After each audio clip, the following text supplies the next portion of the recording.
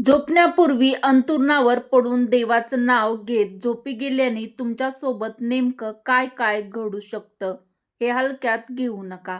नमस्कार मित्रांनो, अंथरुणावर पडून देवाचं नाव घेत झोपी गेल्यानं काय घडतं?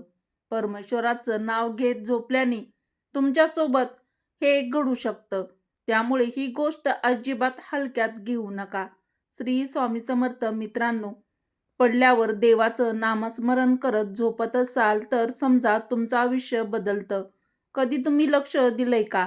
दिवसभर कितीही गोंधळ, चिंता, धावपळ असो, पण जेव्हा आपण अंथरुणावर पडतो तेव्हा सगळं शांत होतं. देह थकलेला असतो, मन गोंधळलेलं असतं आणि त्यावेळी जर एखाद्याच्या ओठावर देवाचं नाव असतं तर समजा त्या माणसाच्या आयुष्यात चमत्कार घडायला सुरुवात झाली आहे. मित्रांनो, रोज झोपण्याआधी जर तुम्ही देवाचं नाव घेत असाल आणि झोपत असाल तर ते हलक्यात घेऊ नका. कारण तुम्ही त्या क्षणी केवळ जप करत नाही तर देवाशी जोडलेली ऊर्जा आपल्या शरीरात, मनात आणि आत्म्यात जागवता. मित्रांनो, झोपण्याआधीचा क्षण हा खूप खास असतो. आपलं अवचेतन मन म्हणजेच सबकॉन्शियस माइंड सर्वात सक्रिय होत असतो. झोपण्याच्या 5 मिनिटापूर्वी आणि उठल्यावर 5 मिनिटात जे विचार आपण त्या क्षणी मनात आणतो ते थेट आपल्या अवचेतनात म्हणजेच मनात कोरले जातात. तेच विचार आपल्या आयुष्याला दिशा देतात. म्हणूनच जे लोक झोपण्याआधी देवाचं नाव घेतात ते देवाच्या ऊर्जेला अवचेतनात साठवतात. त्यामुळे त्यांचं मन शांत राहतं. भीती, नकारात्मक चिंता दूर होते. नामस्मरण म्हणजे फक्त देवाचं नाव स्मरण नाही तर ते देवाच्या उपस्थितीचा अनुभव घेणं.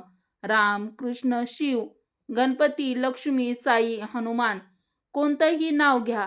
भावना पवित्र ठेवा. देवाचं नाव हे स्पंदन आहे, कंपन आहे, ऊर्जा आहे. प्रत्येक नावात विशिष्ट कंपन असतं जे आपल्या मनात लहरी शांत करतात आणि आत्म्यास प्रवेश करतात. झोप खोल लागते, मनातील भीती निघून जाते. दुसऱ्या दिवशी उठल्यावर नवा उत्साह येतो. देवाशी जोडले जातं असं जाणवतं. तुम्ही म्हणाल, हे सगळं अध्यात्म आहे. पण मित्रांनो, विज्ञानही हेच सांगतं. झोपण्याआधी मंत्र किंवा नाम म्हणणं म्हणजे मनाची फ्रिक्वेन्सी शांत करणं. जेव्हा तुम्ही ओम नमः शिवाय किंवा जय श्रीराम म्हणता तेव्हा तुमचे ब्रेन अल्फा आणि डेटा फ्रिक्वेन्सीमध्ये जातं. फ्रिक्वेन्सी ध्यानाच्या वेळी मिळते.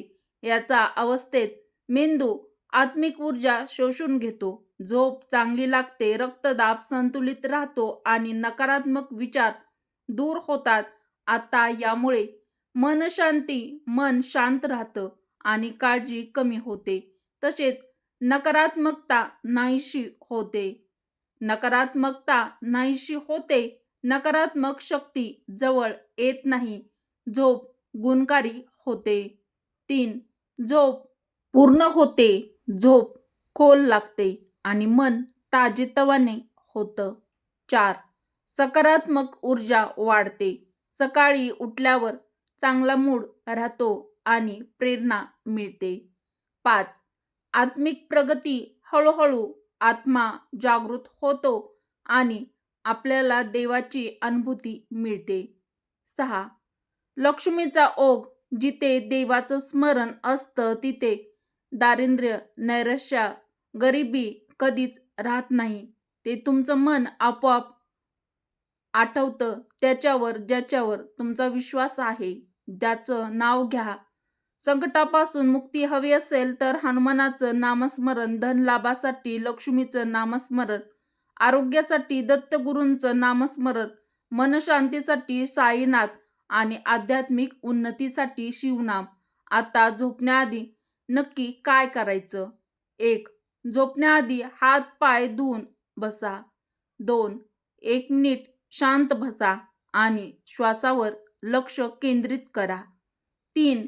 तुमच्या मनातील सारा गोंधळ देवाच्या चरणी अर्पण करा. 4. मग शांतपणे आपल्या देवाचं नाव घ्या. राम राम किंवा ओम नमः शिवाय. 5.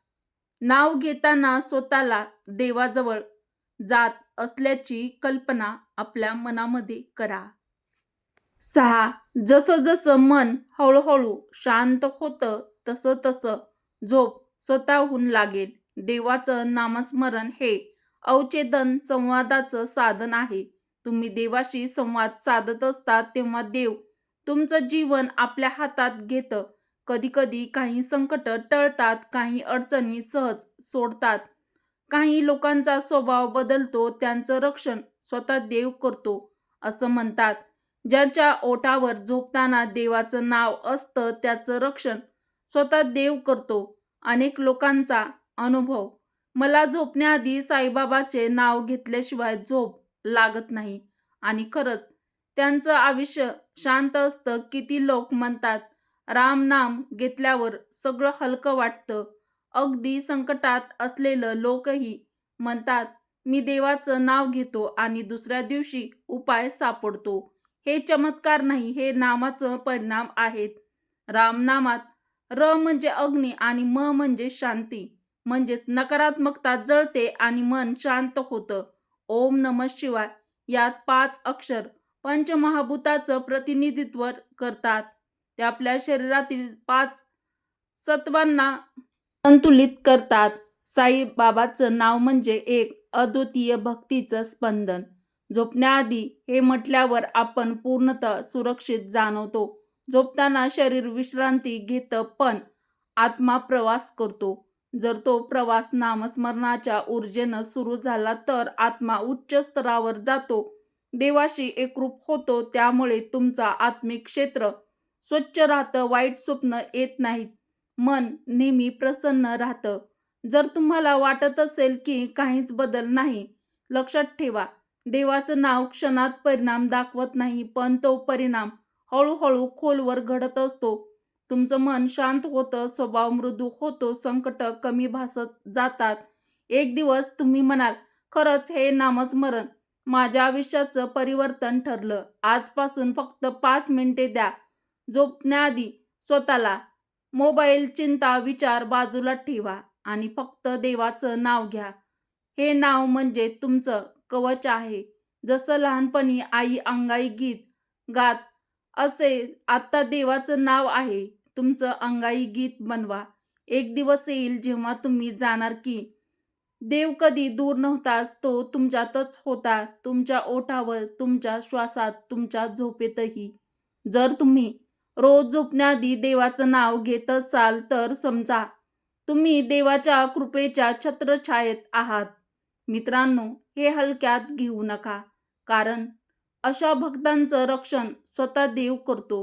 ही माहिती आपल्याला कशी वाटली ते देखील मला कमेंटद्वारे नक्की कळवा. व्हिडिओला एक लाईक करायला अजिबात विसरू नका. आणि हो, चॅनलला सबस्क्राईब केलं नसेल तर सबस्क्राईब देखील नक्की करा. श्री स्वामी समर्थ. जय श्रीकृष्ण. जय माता लक्ष्मी. जय श्रीराम. धन्यवाद.